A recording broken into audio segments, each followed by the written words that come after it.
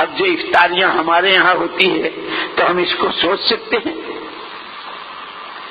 مولانا محمد الیاس صاحب رحمۃ اللہ علیہ، جن سے اللہ نے اتنا بڑا کام لیا ہے، وہ یوں نہیں لیا ہے، مجاہدوں سے لیا ہے۔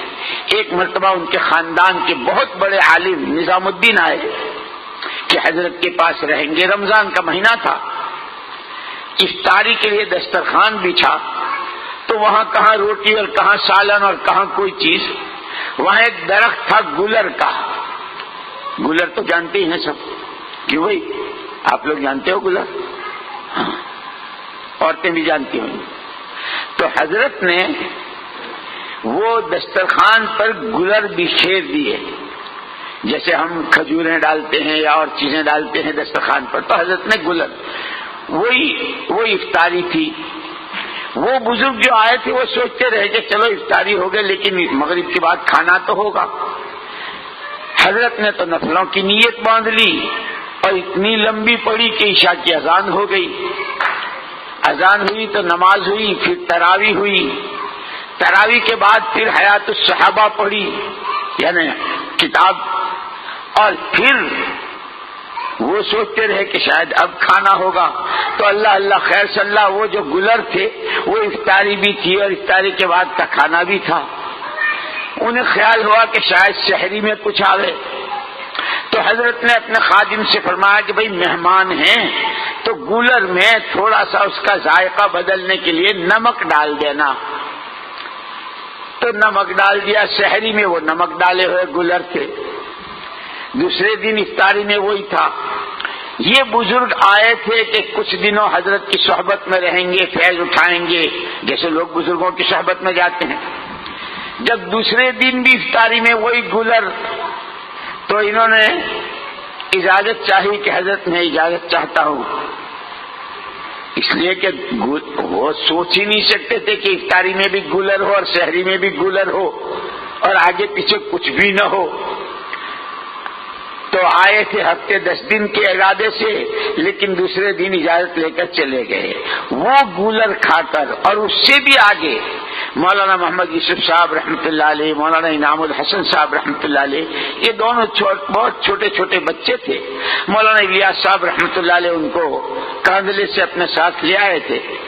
یہ بچے تو ہر وقت ان کو کچھ کھانے کو چاہیے، کچھ پینے کو۔ کاندلے میں بہت رئیس گھرانہ تھا، لیکن حضرت کے پاس یہاں کچھ نہیں تھا۔ اماں جی کے پاس جاتے تو وہاں کچھ نہیں، باہر حضرت کے پاس آتے تو وہاں کچھ نہیں، اور وہ سارا جنگل تھا نظام الدین کا علاقہ اس زمانے میں، دور دور تک کوئی آدمی نظر نہیں آتا تھا۔ مولانا محمد یوسف صاحب رحمۃ اللہ علیہ ایک دن بہت بھوکے، اب کھانا کہاں، تو وہاں ایک لکڑی کا صندوق تھا، جیسے ہم لوگوں کے ہاں گاؤں میں دیہاتوں میں لکڑی کے صندوق ہوتے ہیں، اس میں دہی، گھی، چھاچھ اور ایسی چیزیں۔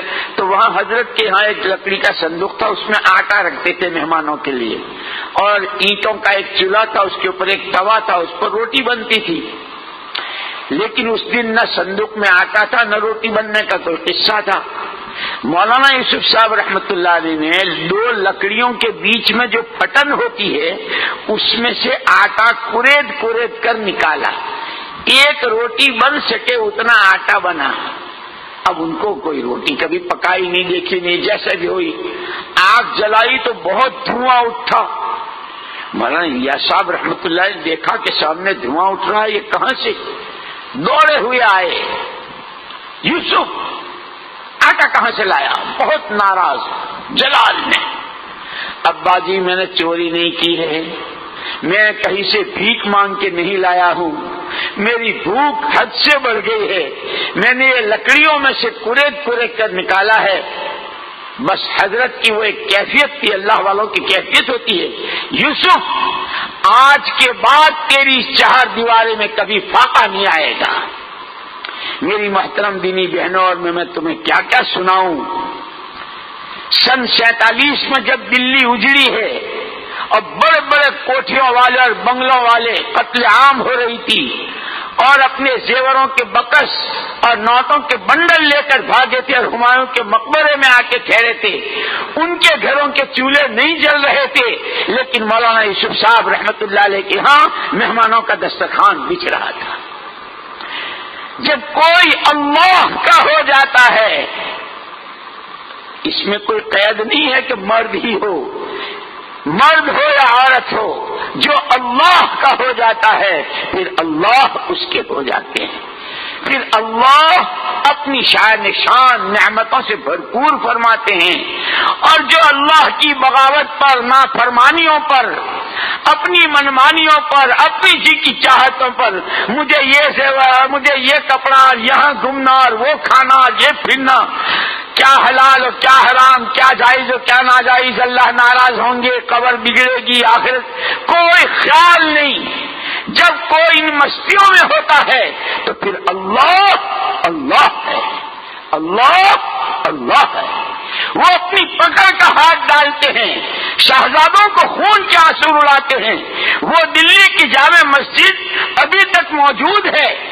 مغل بادشاہوں کے بیٹوں نے اس جامع مسجد کی سیڑھیوں پر بھیک مانگی ہے اور یوں کہا ہے، بھائیو بھائیو، یہ مسجد ہمارے دادا نے، ہمارے خاندان نے بنائی ہے، اب ہم اجڑ گئے ہیں، ہمارے پاس کچھ نہیں ہے. بھائیو مسلیو، تمہارے پاس کوئی صدقہ خیرات کی ہو تو ہماری جھولیوں میں ڈالتے جاؤ.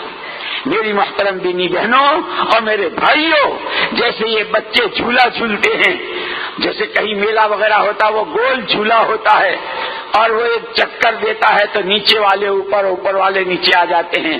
یہ ساری دنیا اللہ کا بنایا ہوا ہنڈولا اور اللہ کی بنائی ہوئی چکڈور ہے. اللہ جب رسی کھینچتے ہیں اور جب جھولے کو حرکت دیتے ہیں، وَتِلْكَ الْأَيَّامُ نُدَاوِلُهَا بَيْنَ النَّاسِ، قرآن کہتا ہے وَتِلْكَ الْأَيَّامُ نُدَاوِلُهَا بَيْنَ النَّاسِ، ہم زمانے کو ہے گھما پھرا کر لاتے ہیں، اوپر والوں کو نیچے اور نیچے والوں کو اوپر لے جاتے ہیں.